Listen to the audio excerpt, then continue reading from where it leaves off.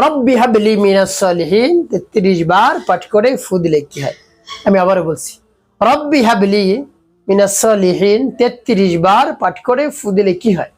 খুবই দামি এবং গুরুত্বপূর্ণ আমলটি আপনি শিখে রাখুন, আপনার কাজে লাগবে। আমলটি কখন কিভাবে করবেন, কোন নিয়মে করবেন, আমলটি করে কিভাবে উপকৃত হবেন আমি বলে দিচ্ছি।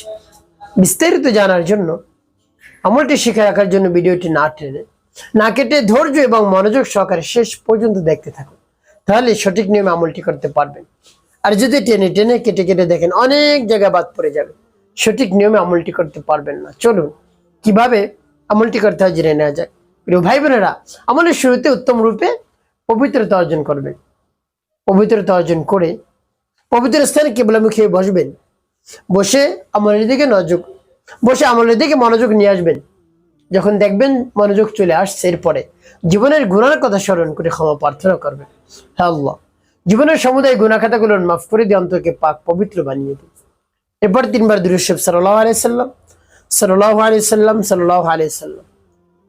ইস্তিগফার দুরূদ শরীফ যখন পাঠ করা হয়ে যাবে, এরপরে আপনি সেই দোয়াটি পাঠ করবেন। যখন পাঠ করবেন, রব্বি কারীমকে বলবেন, আল্লাহ আমার আমলকে, আমার সময়কে কবুল করুন। যে সমস্যা সমাধানের জন্য আমলটি করতেছি, সেই সমস্যা আপনি সমাধান করে দিন। এভাবে বলে দোয়া পাঠ করবেন। পরবর্তী কি কি করবেন বলে দিচ্ছি, আগে দোয়াটি বলে নেই। রব্বি হাবলি মিনাস সালিহিন, রব্বি হাবলি মিনাস সালিহিন, রব্বি হাবলি মিনাস সালিহিন। রব্বি এখন পাঠ করে একটি তারপর আপনি আবারও পাঠ করবেন, রব্বি হাবলি মিনাস সালিহিন, রব্বি হাবলি মিনাস সালিহিন, রব্বি হাবলি মিনাস সালিহিন। পাঠ করে সবাই। তারপর আপনি মনে দরদ নিয়ে আবারও পাঠ করবেন, রব্বি হাবলি মিনাস সালিহিন, রব্বি হাবলি মিনাস সালিহিন,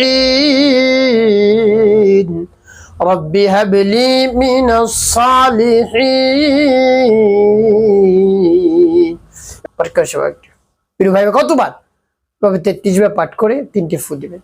শেষে নবীজি সাল্লাল্লাহু আলাইহি ওয়াসাল্লাম মহব্বত নিয়ে, ভালোবাসা নিয়ে আপনি গুনি গুনি 7 বার দুরূদ ইব্রাহিম পাঠ করবেন। আল্লাহুম্মা সাল্লি আলা মুহাম্মাদিন ওয়া আলা আলি মুহাম্মাদ কামা সাল্লাইতা আলা ইব্রাহিম ওয়া আলা আলি ইব্রাহিম ইন্নাকা হামিদুম মাজিদ।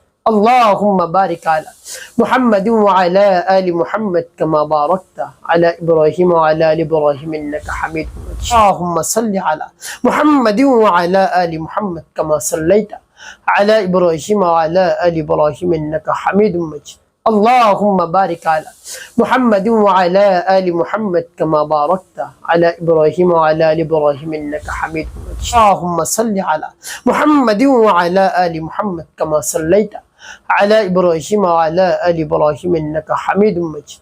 اللهم بارك على محمد وعلى آل محمد كما باركت على إبراهيم وعلى آل إبراهيم إنك حميد مجيد. اللهم صل على محمد وعلى آل محمد كما صليت على إبراهيم وعلى آل إبراهيم إنك حميد مجيد. اللهم بارك على محمد وعلى آل محمد كما باركت على إبراهيم وعلى آل إبراهيم إنك حميد مجيد. তো প্রিয় ভাই বোন, এভাবে আমলটি করা শেষ কোন উদ্দেশ্যের জন্য আমল করলেন। দেখা যায় দীর্ঘদিন হয়ে গেছে, বিবাহ শাদী করেছেন, সন্তান নাই, আপনার নিঃসন্তান, আপনার অর্থ সম্পদের অভাব নেই, টাকা পয়সা একেবারে অভাব নেই, তাকে আপনি ভার দিয়ে যাবেন। কার কাছে এটা আপনি হস্তান্তর করবেন কোনো লোক খুঁজে পাচ্ছেন না, আপনার কোনো ওয়ারিশ নেই। এমত অবস্থায় দুশ্চিন্তার মধ্যে পড়ে গিয়েছেন। দেখা যায় 5 বছর, 10 বছর, 15 বছর, 20 বছর হয়ে গেছে, সন্তান নাই। এমত অবস্থায় রব্বি কারীমের শরণাপন্ন হন, তার কাছে বলুন, দেখবেন সাথে সাথে রব্বি কারীম নেক সন্তানের ব্যবস্থা করে দিবেন। সুসন্তান আল্লাহ রাব্বুল আলামিন দান করবেন, একেবারে নেককার সন্তান আল্লাহ রাব্বুল আলামিন দান করে হৃদয়কে একেবারে ঠান্ডা করে দিবেন। প্রিয় ভাই বোন, এভাবে পরিপূর্ণ বিশ্বাস এবং আস্থা নিয়ে দৃঢ়তার সাথে রব্বি কারীমের কাছে যদি বলতে পারেন, আকুতি মিনতি করে চোখের পানি ফেলে সাথে সাথে দোয়া দরখাস্ত রব্বি কারীম কবুল করে নেবেন ইনশাআল্লাহ। একটি কাজ আপনাকে করতে হবে, 5 ওয়াক্ত নামাজ আদায় করতে হবে, মানুষের কল্যাণে খেদমতে কাজ করবেন। অবশ্যই আপনার জীবন সুখময় হবে, শান্তিপূর্ণ হবে।